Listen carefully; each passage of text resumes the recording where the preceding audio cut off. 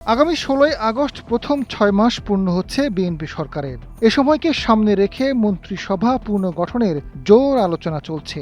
৬ মাসের কর্মদক্ষতা, ভাবমূর্তি এবং দায়িত্ব পালনে মূল্যায়নের ভিত্তিতে মন্ত্রিসভায় বড় ধরনের পরিবর্তন আসতে পারে। এতে কয়েকজন মন্ত্রী ও প্রতিমন্ত্রী বাদ পড়ার পাশাপাশি নতুন মুখ যুক্ত হওয়ার সম্ভাবনাও রয়েছে বলে বলছে সরকার ও দলীয় সূত্র।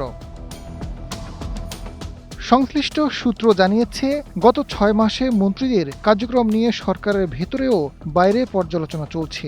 বিভিন্ন মন্ত্রণালয়ের কাজের গতি, প্রশাসনিক দক্ষতা, জনসম্পৃক্ততা এবং সরকারের ভাবমূর্তি রক্ষায় ভূমিকা মূল্যায়ন করা হচ্ছে। যেসব মন্ত্রী অপ্রয়োজনীয় বিতর্কে জড়িয়েছেন বা প্রত্যাশিত কর্মদক্ষতা দেখাতে পারেননি, তাদের বিষয়ে বিশেষভাবে আলোচনা হচ্ছে। বাদ পড়তে যাওয়া মন্ত্রীদের তালিকায় সবার আগে আছেন শিক্ষামন্ত্রী ডক্টর আ.এ.ম. ইহসানুল হক মিলন। দুর্যোগের মধ্যে পরীক্ষা আয়োজন এবং সাম্প্রতিক কয়েকটি বক্তব্যের কারণে তাকে নিয়ে সরকারের উচ্চ মহলে অস্বস্তি তৈরি হয়েছে। তালিকায় দ্বিতীয় স্থানে রয়েছেন স্বাস্থ্যমন্ত্রী সর্দার সাখাওয়াত হোসেন বকুল।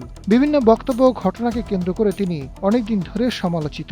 এছাড়া পানি সম্পদ প্রতিমন্ত্রী ফরহাদ হোসেন আজাদ এবং বেসরকারি বিমান চলাচল ও পর্যটন প্রতিমন্ত্রী রাশেদুজ্জামান মিল্লাত। মন্ত্রিসভা থেকে বাদ পড়ার তালিকা চূড়ান্ত হওয়ার পাশাপাশি নতুন মুখ যুক্ত করার প্রক্রিয়াও এগিয়ে চলছে।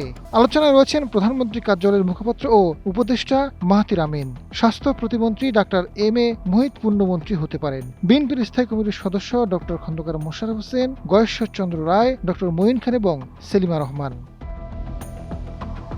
এ বিষয়ে বিএনপির vice chairman advocate Joynal Abedin জানান, সরকারের কাজের মূল্যায়নের ভিত্তিতে মন্ত্রিসভায় পরিবর্তন আনা স্বাভাবিক বিষয়।